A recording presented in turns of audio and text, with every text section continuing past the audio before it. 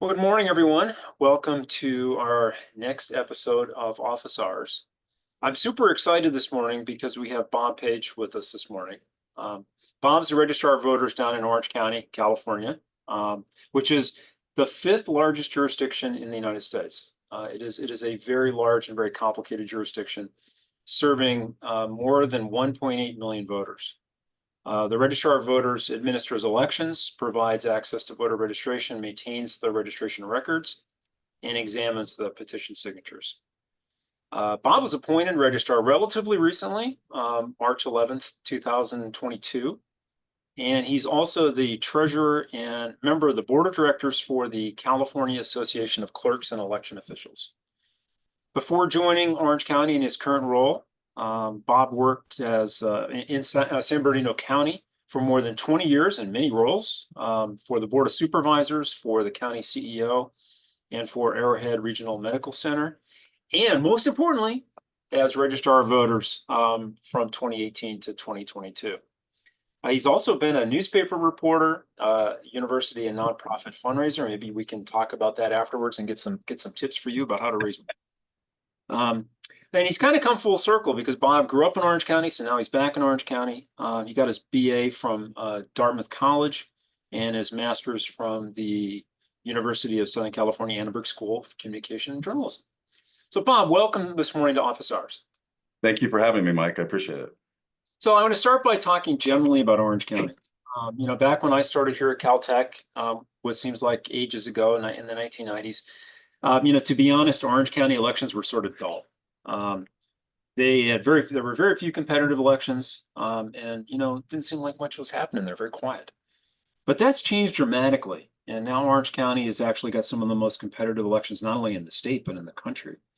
Has very competitive state legislative elections and, of course, local elections, too. So you're in the thick of all of this. Yes. But what's changed in Orange County, and how have these changes impacted how you're running elections there in Orange County? Well, thank you for that question, Mike. To start, and this will kind of pepper throughout the webinar that we do, is I approach these things as an impartial, nonpartisan, appointed elections administrator, and so I try not to get into the why too much. But regarding this question, I do have a little bit of data I think might be illuminating as to why we've seen more contests be close. The first, I know, as you know, you're aware, historically, when people think about Orange County, they think about a conservative county, more Republicans. But in 2019, the number of voters in Orange County who signed up for the Democratic Party actually surpassed the number of voters who were members of the Republican Party. Currently, there's about 55,000 more Democratic Party members than Republican members, but that doesn't necessarily translate to voting. So when I look at the participation of the party members from each statewide election I've conducted since 2022, in every single election, more Republican Party members have actually cast a ballot than Democratic voters. I know that every 4 years, voting for the presidential general election will bring more people out that may not vote as regularly. So we could see a shift in that. But I think that's a big part of it, is that even though there's more Democratic Party members, there's more Republican Party members who actually vote. The other thing in terms of looking at local contests and why they might be closer is that over the last several years, more and more cities, school districts, and even special districts have been required to move from electing their governing bodies by at-large seats to by district or trustee area or division, which ends up with a much smaller electorate for each of those offices, which then provides an opportunity for things to be a little bit more close. So, when I look at the elections that we've conducted in 2022, the general election, which had all those city, school district, and special district elections, we actually had 3 elections where the margin between who was elected and who wasn't was less than 10 votes. 2 of those on city council members, 1 person who missed out by just 4 votes to getting on the Villa Park City Council. I mean, that was 6 votes.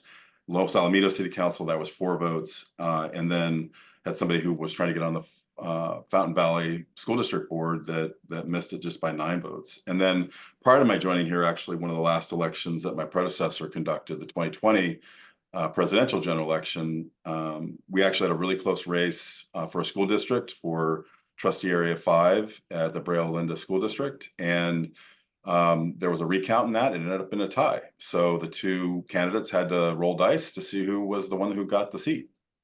Do you, So, what dice did you use for that? Was it that special multi-sided one or just a regular well, roll? actually, that wasn't something we conducted. The school district conducted. So, Okay, so they actually roll the dice. That's the so-called game of chance rule that's in the. yeah, the selection by lot. So, um, speaking of the presidential, you took this job, as I said, in March 2022. So this is your first presidential election, yeah. becoming the Register of Voters there in Orange County. What's been your biggest challenge since you took the job? Well, obviously every election we do has its own set of challenges. Each one's a little bit different. But if I look at overall between the elections, because I did conduct a presidential election 2020 under the COVID restrictions in San Bernardino County, and we have seen definitely a change in atmosphere around in the voting public about their trust in elections. And so what I think is the biggest thing that's changed in the last 4 years since I conducted the last presidential is just the need to be much more transparent and out there talking to people, explaining what we do, answering questions. And so after every election we conduct in Orange County, we're getting together as a team. We're identifying opportunities to improve the way we serve voters or become more efficient on how we do our job. And I know every election we've done, one of the things we keep looking at is our observation program and how we can keep improving that to provide valuable information to our voters quickly. So I think that's the biggest challenge, is just making sure that we're communicating with our voters about how we do our job and answering their questions. Okay, that's great. We'll talk about this hopefully in a bit, but I've always been impressed by Orange County has, from my perspective, been one of the most transparent election jurisdictions in the country, both in terms of working directly with folks like me and other academics and scholars and researchers, but also in just how you communicate and make the process as open as you can, Yeah. because you have to keep it secure, but as open as possible. So that's wonderful to hear that you're going to continue that. So as you just mentioned, you ran elections in San Bernardino, you ran a presidential there. What's the biggest difference between San Bernardino County and Orange County in terms of how you do your job? Well, there's some very basic differences. Obviously, there's more voters in Orange County.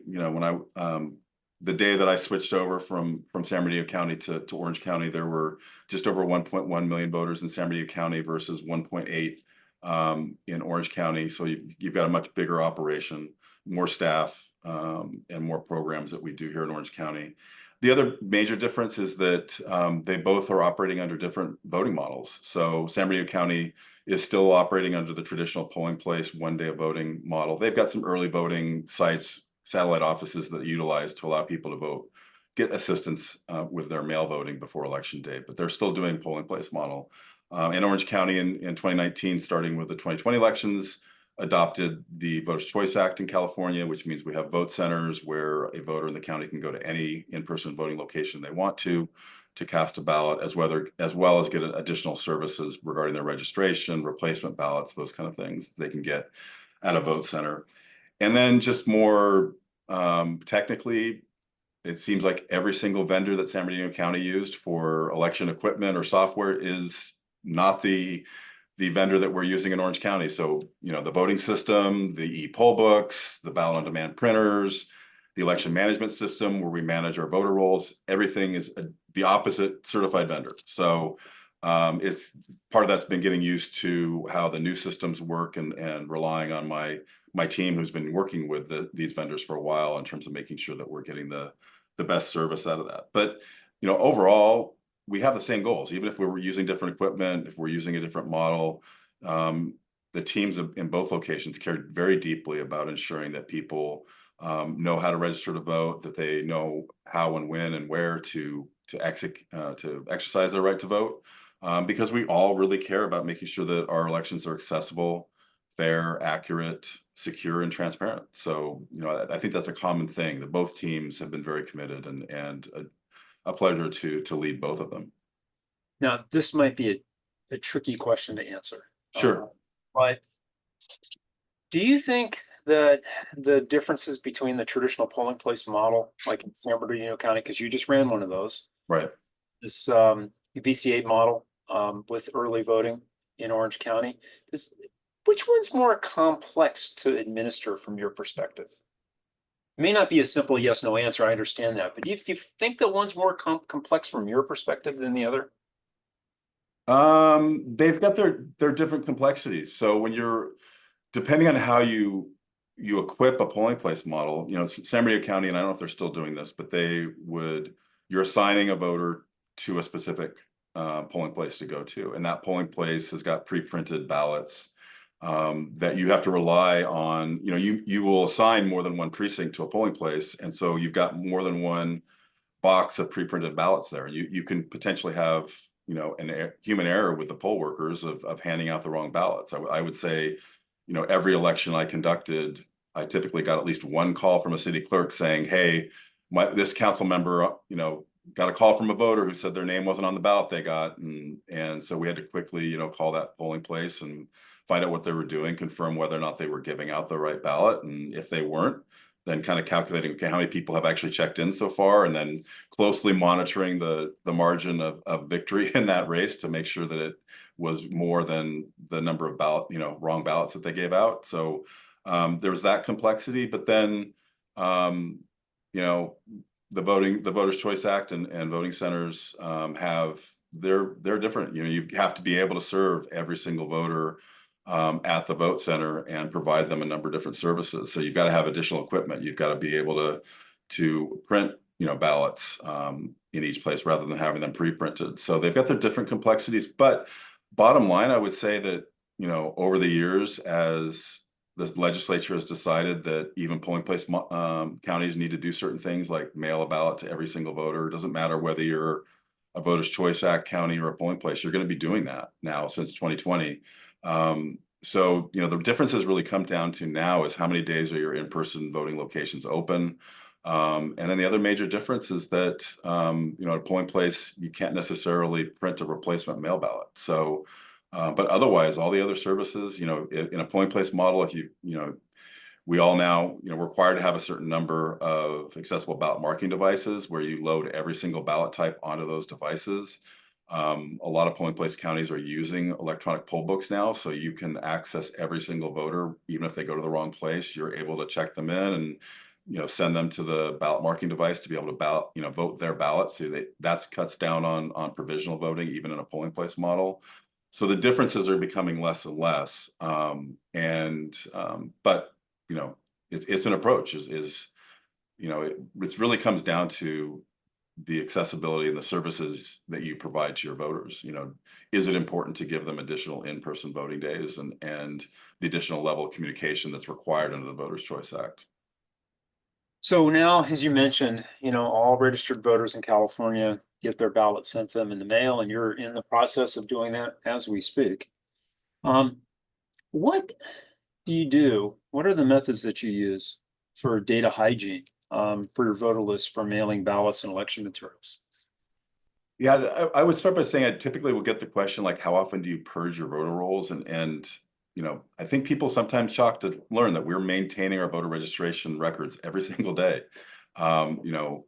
We're working them all the time. We, on average, are making 60,000 updates to our voter registration records a month.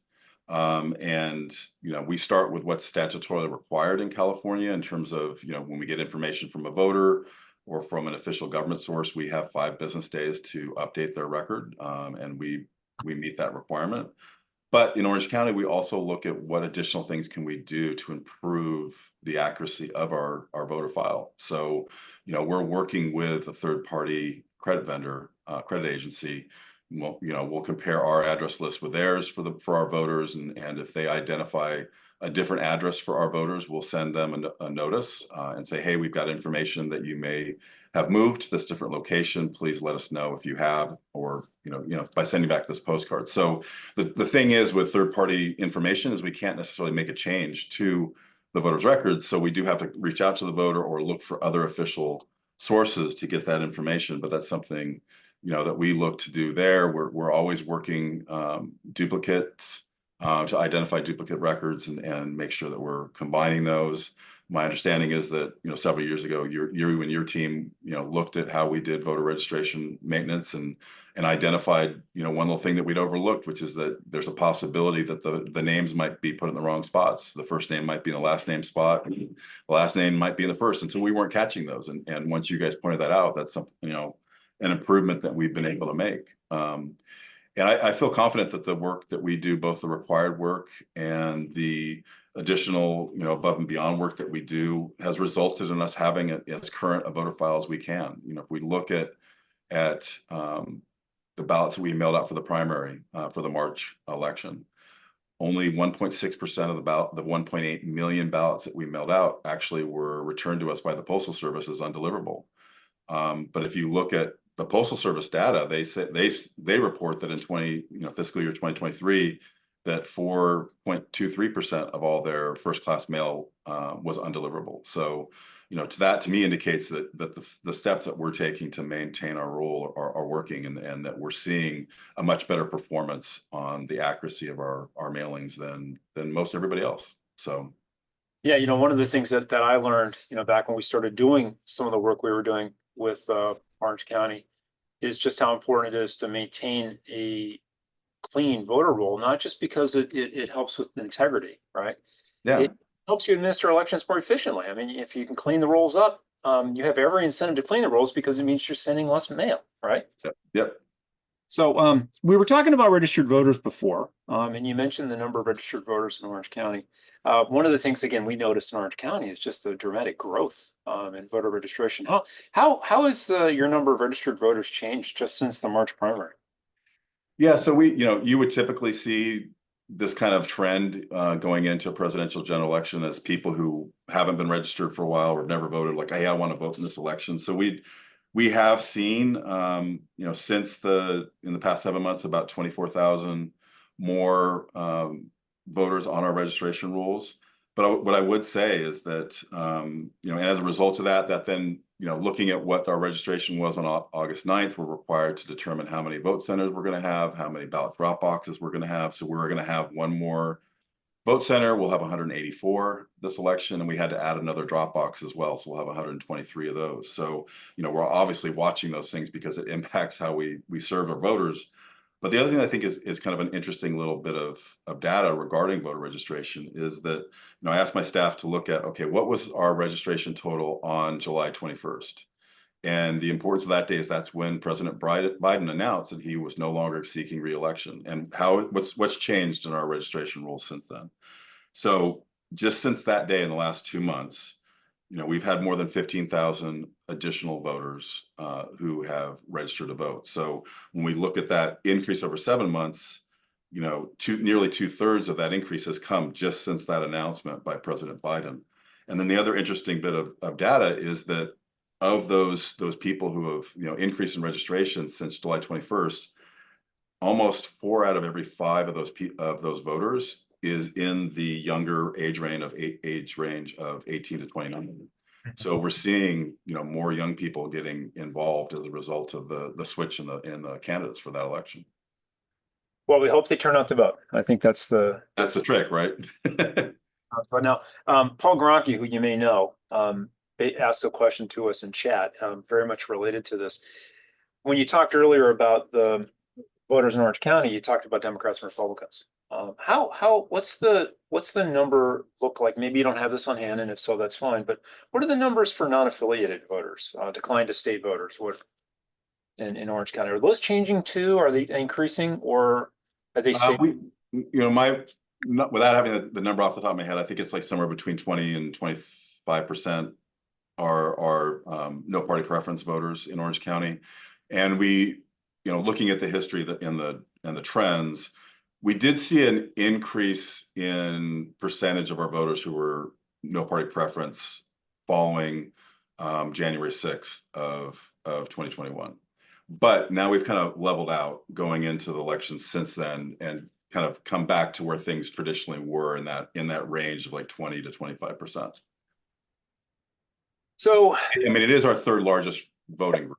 Yeah, they're a large and important voting group. Do you know of those young voters, what the proportions are, the newly registered young voters, what the I don't, but obviously, you and I could offline, I'll look it up when I get yeah, a chance. That's an interesting. I did not realize that you'd seen that kind of delta in your voter registration rolls just in the last couple of months.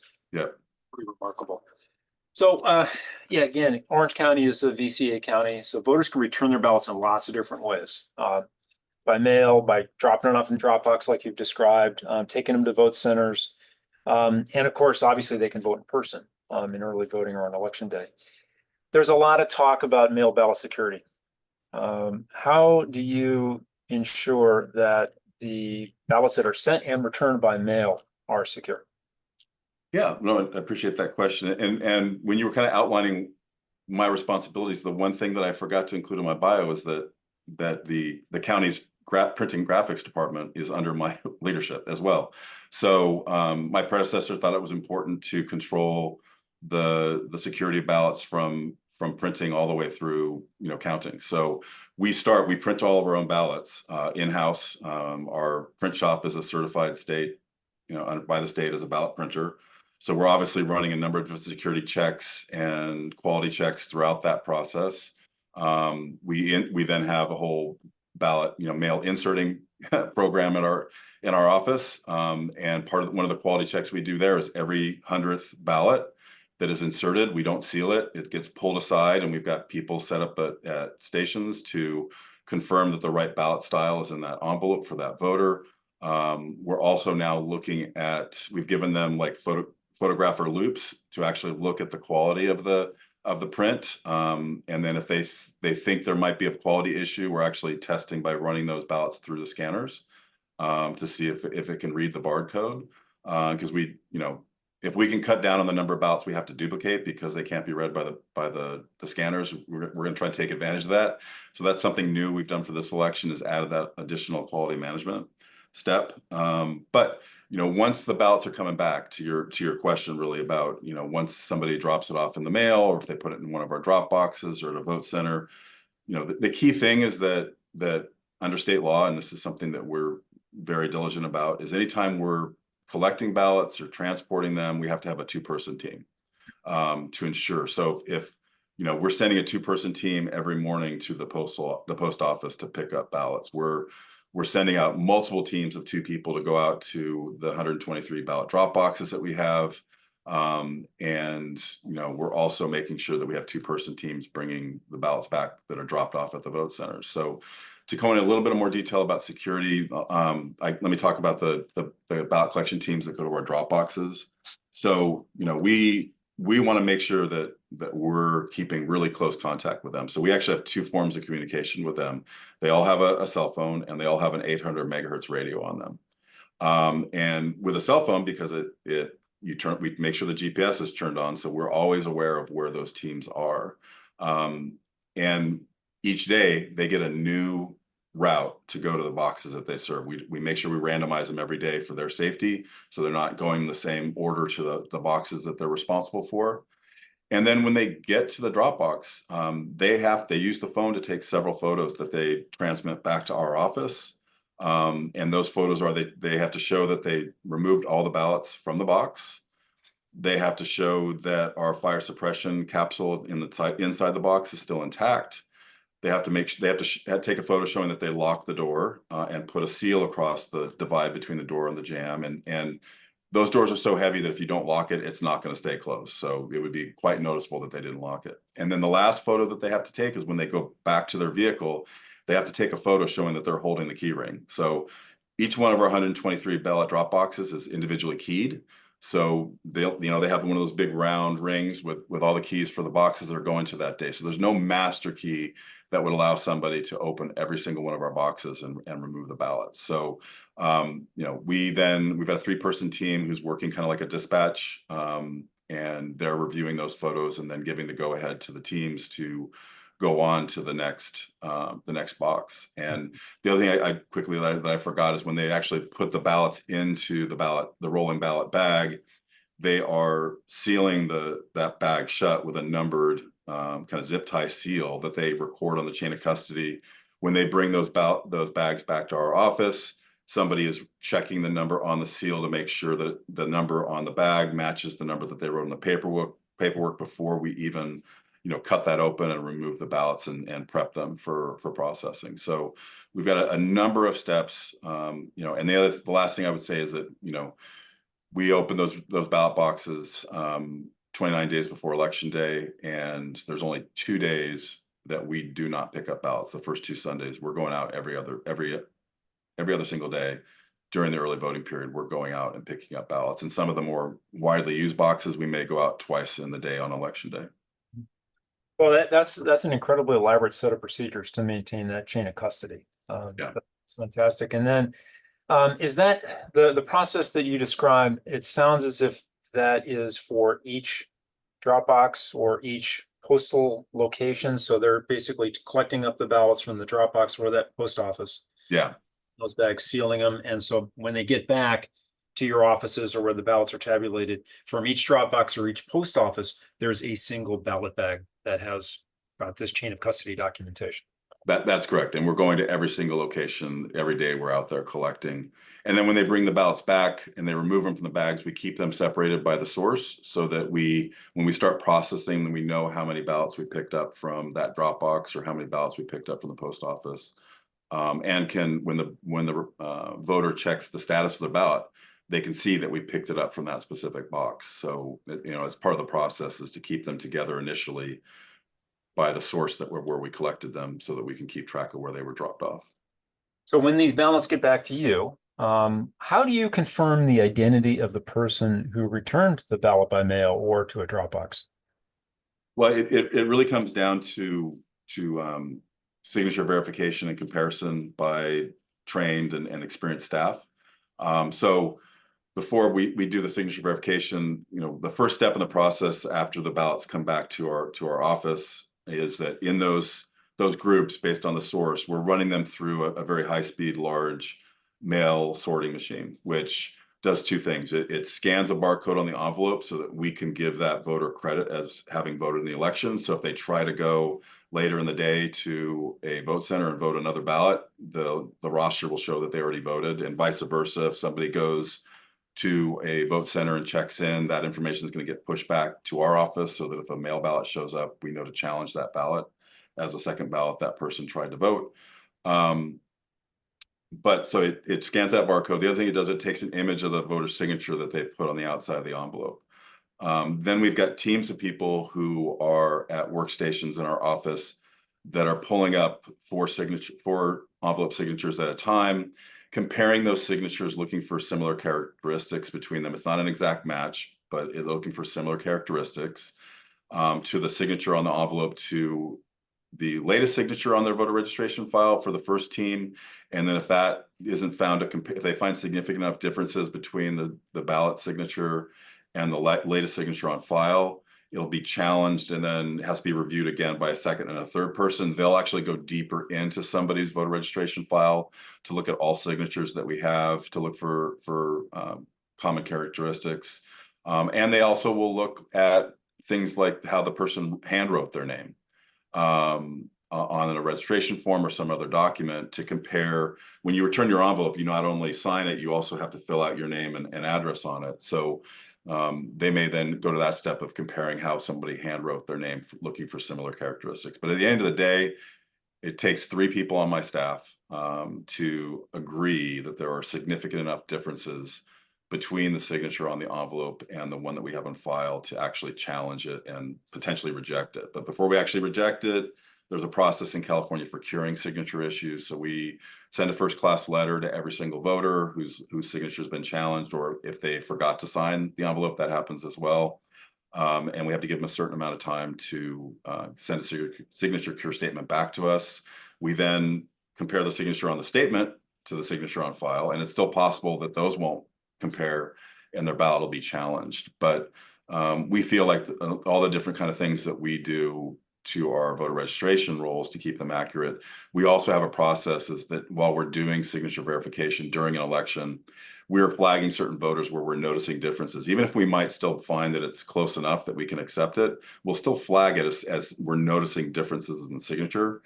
And so after every election, we're sending a letter to those voters who we flagged, along with a paper registration form that we sent to them saying, hey, look, we know over time people's signatures change for various reasons. We also know that a certain number of our voters, the only signature we have on file is their finger electronic signature from the DMV, which are not high quality and don't typically compare very well to how somebody actually signs their name.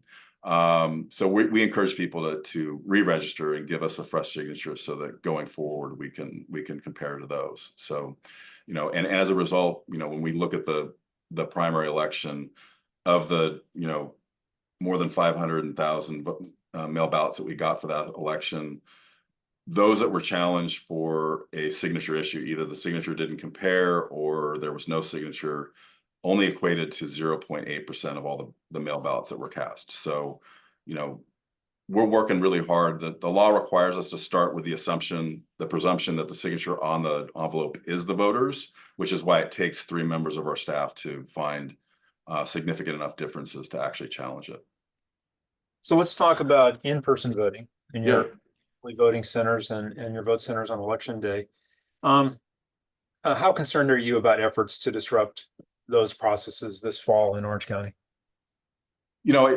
Making sure that my staff and voters are safe is one of my top priorities. It's something we're constantly trying to figure out how we can improve. As you're aware from knowing the history of Orange County, it's very real to us that we can't station a security guard or a sheriff's deputy or police officer outside of a vote center or inside, because that's potential intimidation for a certain number of voters. So we have to do everything we can to beyond, adjacent to that without actually putting somebody stationed there. So, we're working closely with law enforcement at the federal, state, and local level. The federal folks are monitoring chatter online regarding potential threats that we can keep track of. So we're in constant contact with them. They're also monitoring for attempts to try to penetrate our website and the things like that.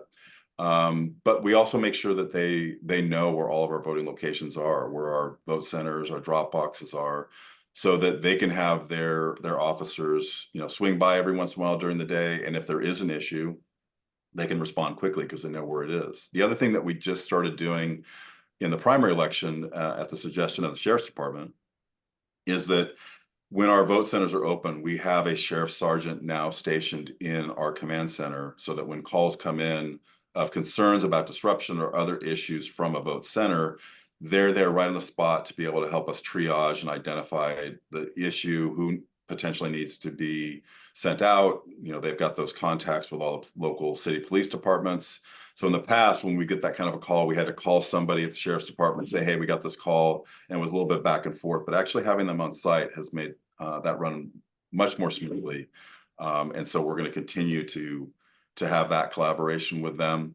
The other thing in terms of our office, which, we do have a vote center here in our lobby, but in terms of those people who want to come and observe our ballot processing, we hire security guards who bring in a metal detector for people to walk through. They do bag checks.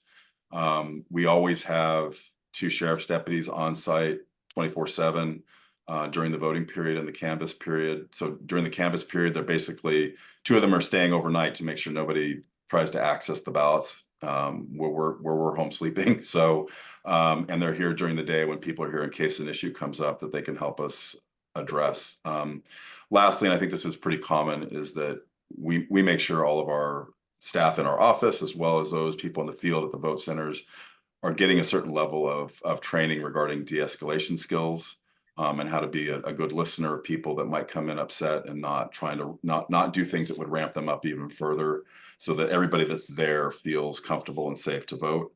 And we work in partnership with Department of Homeland Security, with CISA, to provide that training. We use their model, and for the in-house, we actually had somebody from CISA come in our office and offer 3 different training sessions for our in-office staff. So speaking of CISA and de-escalation and rumors and myths and disinformation, as you know, a lot of the work that we've been doing here at Caltech has been focused on that this fall.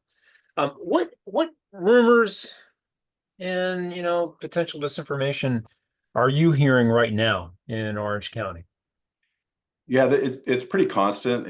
The issues that we hear, and a lot of it has to do with, did somebody from a, post something online that people are following that they are concerned about. So, we're typically will get regular questions about the accuracy of our voter rolls that we talked about before. So we explain, how we do that. It's very common that we'll get questions about whether we have non-citizens on our voter rolls, as well as questions about our voting system. Is it connected to the internet? And every once in a while, we'll get folks who will claim that they've looked at our data and they believe that we actually counted more ballots than we had voters who checked in. And so we're constantly working to make sure that we get good information out. We obviously address any question that we get answered, but we do invest a lot of time and resources on pre-bunking misinformation and disinformation. So, unfortunately, in the current media market, it's so fractured. There's not one place I can go to reach my voters and tell them about how we do things. So, we're looking for every different way we can do it. Obviously, we've got information on our website. We're sending out materials to voters during an election. We're sending out 2 postcards before the election. We sent out a county voter information guide, the ballot packet. So there's opportunities to provide information on those. We also put out a election newsletter, electronic, that get people sign up. They can get it emailed or they can go read it on our website. We're pretty much now putting that out about twice a week, and identifying issues. So, when we got questions a month or so ago about non-citizens, we added an article to the newsletter about that process, and how we, what state law requires, how we follow those laws, and our thoughts on that. So, we're doing all those things that we can. We've got educational videos on YouTube and on our website. Obviously doing the typical press releases and briefings for the press. We invite the press to our office for tours. We also started in the November 2022 general election, holding an open house the first week of early voting, so that voters can come in and hear like 5-minute presentations on the different steps in the processing of mail ballots and ask questions before they move on to the next station. So we're going to do that again for this election, actually next Tuesday on the 8th from 4 to 7 in our office. So we continue to be committed to doing those kind of things. But the one thing that we are trying to improve upon is that, with, as I mentioned, the fractured media market, there's only so much I can do, and I really need to rely on my community partners to help amplify whatever information we need to get out. So we're really focused right now on improving, our partnership with our community champions and getting them good information they can give out. For a few elections now, we've put together something called a communication toolkit that we provide to them. It contains a couple of infographics with basic information about the election. It's got sample template social media posts with graphics. It's got sample newsletter articles, a sample presentation slide deck, a link to our FAQs on our website, as well as links to videos, all the videos we put on our YouTube channel. So we're sending those out to our community partners and asking them to use it to talk to their constituents. And then lastly, the other thing we're doing this election is we're creating community champion videos, and basically doing 1-minute videos where we're asking our community partners to talk about why they trust our elections as being easy and secure. And so, we've got, language advocate, minority language advocates who are talking to the voters about what they, in their language. So we have that information. We've got disabled voters who are talking about their experience voting in our county. We've got an observer from Common Cause who has made a video talking about why her experience observing what we do and why she trusts our elections. And then the last thing that we did that I thought was a pretty big get was we convinced, or we invited, and they agreed without much hesitation, to have the chairs of the Orange County Republican Party and the Orange County Democratic Party to appear on film together, talking about why each one of them trusts our elections as being easy and secure. And so we haven't published those yet. We're still in production on getting all that stuff edited and get it out, but I'm hoping in the next week or two we'll have those out. That's great. And so those will be on your website, which is ocvote.gov, right? Yep, and on our YouTube channel as well. Okay. So look, I've eaten up a huge amount of your time. I know you and I could do as election geeks, but is there something we haven't talked about that you wanted to talk about before we close? Yeah, there's a couple things. We talked a little bit about the concerns about how long it takes us during the canvass period. So, and I think, I don't know if I mentioned, but there was urgency legislation that the legislature passed and the governor signed about a week ago. Assembly Bill 3184, which basically is going to set a uniform common date across the state for voters to submit their cure statements by 26 days after the election at 5 o'clock. So that's Sunday, December 1st. And then prohibits me from actually certifying the results of the election before E+28 on Tuesday, December 3rd. So typically Orange County has been able to complete our canvass and making sure that our count is accurate, all the audits and the tests that we do in less time than we're provided in the law. And I was kind of hoping we'd be able to certify by the day before Thanksgiving, possibly, so I could give my staff the weekend off. But nope, we're going to be working through Tuesday, December 3rd. And then the last thing that I will encourage voters throughout California is early voting starts on October 7th, next Monday. Your ballots will be mailed to you. I really encourage people to vote early, not to wait until November 5th to cast your ballot. It's a way to avoid the potential of being in a line at a polling place or a vote center. If you vote early, you can have confidence that we're going to get your votes into the results at 8:05 on election night. So, we've increased our capacity for processing mail ballots, and in the primary election, I think it's 91% of all the ballots that were voted early before election day, we actually had in that first result on that night. So, we work hard during those 4 weeks to make sure we're processing mail ballots and we get that information into the results. So if you're one that wonders why it takes longer for the results to get done, vote early and we'll make sure it's in. So I just to summarize, 3 great things. This is a great way to close, right? Yeah, Vote early, use those ballot tracking tools that you're providing. exactly. Yeah. Right? And be patient. So anyway, but thank you so much. It's been wonderful. I look forward to seeing you in the next couple of weeks, and good luck with the election. Thank you, Mike. I appreciate it.